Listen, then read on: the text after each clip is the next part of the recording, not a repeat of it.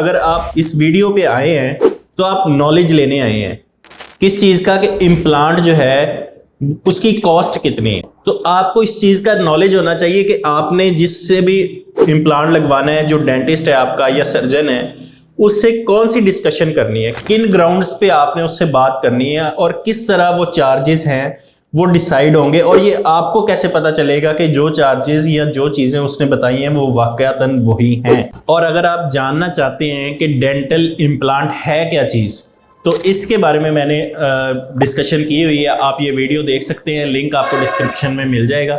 तो आज मैं बात करूंगा इम्प्लांट की जो कॉस्ट है उसके बारे में, किन किन चीज़ों पे डिपेंड करती है, और सबसे अहम बात कि कौन से एडिशनल चार्जेस या हिडन चार्जेस होते हैं। ये सबसे अहम बात है, यहाँ पे आके प्रॉब्लम्स आती हैं। तो सबसे पहले कि किन चीज़ों पे इम्प्लांट की कॉस्ट डिपेंड करती है, उसमें होता है कि नंबर ऑफ टीथ, कितने दांतों पर इम्प्लांट लगना है। एक है इम्प्लांट के सिंगल इम्प्लांट है और उसके साथ दांत जुड़ा हुआ है, एक कॉस्ट उस चीज की होती है। और अगर आपके 2, 3 या 4 दांत या ओवरऑल सारे दांत मिसिंग है तो इम्प्लांट थोड़े लगेंगे, दांत ज्यादा लगेंगे, वो ब्रिज टाइप एक बन जाएगा। इस तरह जो पर टूथ है वो कॉस्ट कम हो जाएगी। उसके बाद डिपेंड करता है कि कौन सी कंपनी है जिसका ये इम्प्लांट है। सबसे ज्यादा जो महंगे हैं वो इम्प्लांट स्विस के नाम से, या दूसरे जो यूरोपियन है वो महंगे हैं। इसी तरह कुछ कोरियन आते हैं, अगर पाकिस्तान की बात करें या इंडिया में भी, कोरियन उससे कुछ सस्ते हैं। और तीसरे नंबर पे कुछ आजकल इम्प्लांट्स के नाम से टर्की के भी हैं, वो उससे कुछ उसकी कॉस्ट कम है।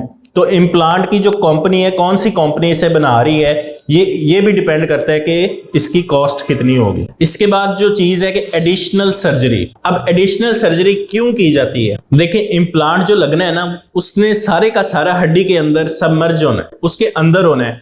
अब अगर वहां पे उसकी हाइट के मुताबिक या चौड़ाई के मुताबिक अगर पूरी नहीं है, बोन हड्डी या पूरी नहीं है, तो उसमें फिर अलहदा से हमें बोन पहले लगानी पड़ती है, उसे बोन ग्राफ्टिंग कहते हैं, ताकि जो इम्प्लांट है उसके चारों तरफ बोन होगी तो वो इम्प्लांट पूरे दांत को सपोर्ट कर सकेगा।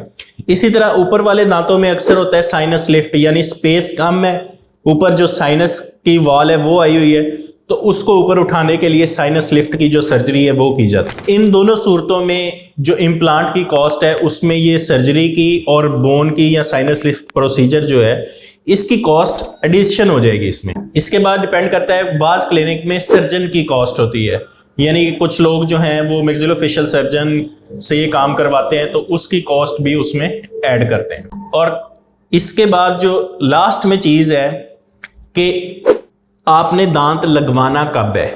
इसका क्या मतलब है? एक कुछ इम्प्लांट ऐसे होते हैं कि इम्प्लांट लगाया और फौरी तौर पे उसके ऊपर दांत लगा दिया, इमीडिएट लोडिंग, उसके चार्जेस डिफरेंट होते हैं। और बाज़ औक़ात ये होता है कि इम्प्लांट लगाने के बाद 3 महीने के लिए छोड़ दिया, तो उसके चार्जेस जो हैं वो डिफरेंट होंगे। अब बात करते हैं कि एडिशनल चार्जेस या हिडन चार्जेस, ये क्या कहानी है। देखें, किसी भी चीज़ की अगर कॉस्ट की बात करें तो बहुत सारी चीज़ें जो है वो डिपेंड करती है।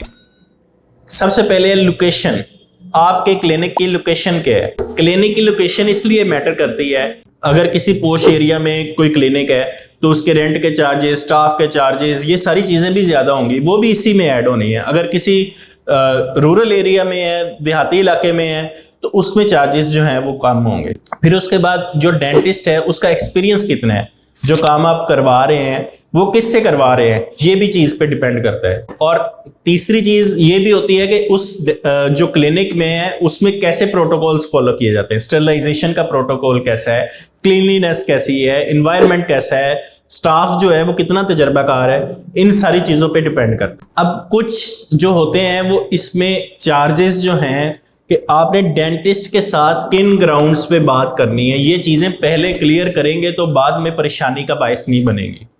एक है इम्प्लांट की कॉस्ट, वो जो फिक्सेचर है, जो इम्प्लांट हड्डी के अंदर लग गया, उसकी कॉस्ट है। अब उसके और दांत के दरमियान में एक कनेक्टर आता है जिसको हम अबटमेंट कहते हैं। बाज़ क्लिनिक्स में अबटमेंट की कॉस्ट अलहदा से ली जाती है, तो ये आप अपने डेंटिस्ट से लाजमी क्लियर करें कि अबटमेंट की कॉस्ट कितनी होगी। और इसके बाद जो ऊपर क्राउन लगाया जाता है, जो दांत लगाया जाता है, इसमें भी 2 क्वालिटीज होती हैं। एक है PFM, पोर्सलिन का क्राउन, उसकी कॉस्ट कम होगी। अगर उसकी जगह पे जरकोनिया का क्राउन लगाया जाएगा तो उसकी कॉस्ट जो है वो ऑटोमेटिकली ज्यादा हो जाएगी।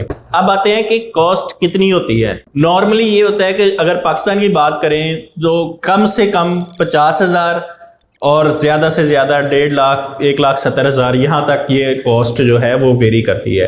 किस चीज पे डिपेंड करता है? कंपनी पे, लोकेशन पे, क्लिनिक पे, करने वाले पे, इन सारी चीजों पे डिपेंड करता है। और अगर कोई सर्जरी होगी जैसे मैंने आपको बता दिया है तो उसके चार्जेस जो हैं वो एडिशन इसमें ऐड हो जाते हैं। इम्प्लांट के बाद नेक्स्ट जो चीज होती है अबटमेंट। हम ब्राइट स्माइल डेंटल क्लिनिक पे अबटमेंट की जो कॉस्ट है वो इसमें ऐड करते हैं, यानी ये फिक्सेचर के साथ होती है। लेकिन बाज क्लिनिक्स में इसको अलहदा से ये चीज मेजर की जाती है। तो अबटमेंट की कॉस्ट ऑलमोस्ट 5,000 से लेके 10,000 तक हो सकती है, बाज लोग 12 तक भी ले लेते हैं। और इसी तरह जो क्राउन है, क्राउन की भी कॉस्ट जो है वो 7,000 से 25,000 तक होती है, डिपेंडिंग अपॉन कि ये किस मटेरियल का है, PFM का है या जरकोनिया का है। तो ये सारी चीज़ें, इन चीज़ों को आप अपने डेंटिस्ट से डिस्कस करें, उसके बाद आप इम्प्लांट के लिए जाएंगे तो आपके लिए परेशानी नहीं होगी। नो डाउट ये सबसे बेस्ट ऑप्शन है जो दांतों को रिप्लेस करने का। इसके अलावा कौन से ऑप्शंस हैं